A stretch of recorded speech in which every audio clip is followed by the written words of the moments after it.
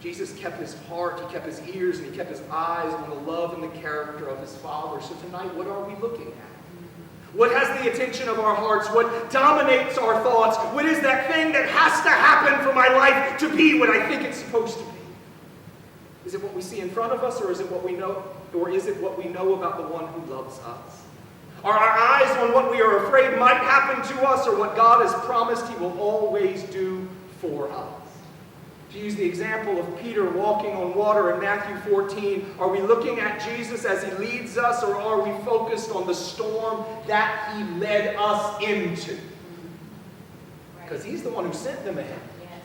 Right? He's the one who said, get in the boat, go to the other side, I'll meet you. He knew the storm was coming. He knew where they were going. He's the one who said to Peter, get out of the boat, come join me. He knew what was happening. He invited him into the trouble.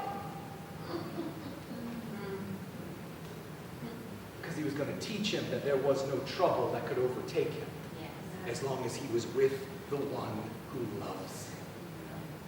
Guys, are our eyes and our hearts set on the trouble we see, or on the love of God that is promised? See, the beauty of God's care for us is that we are called to look to Jesus, and the Holy Spirit who lives in us never stops testifying of Jesus.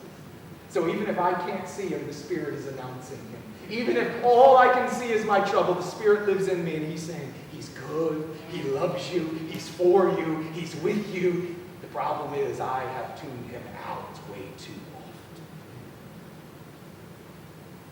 We have to learn how to listen to the Spirit and make no room for the flesh. That might be the hardest part of the whole thing. Because I'm used to giving my flesh whatever it wants, whenever it wants it. And yet I'm in charge of not just putting it to death, but keeping it away. Make no room for the flesh. Romans 13:14 says.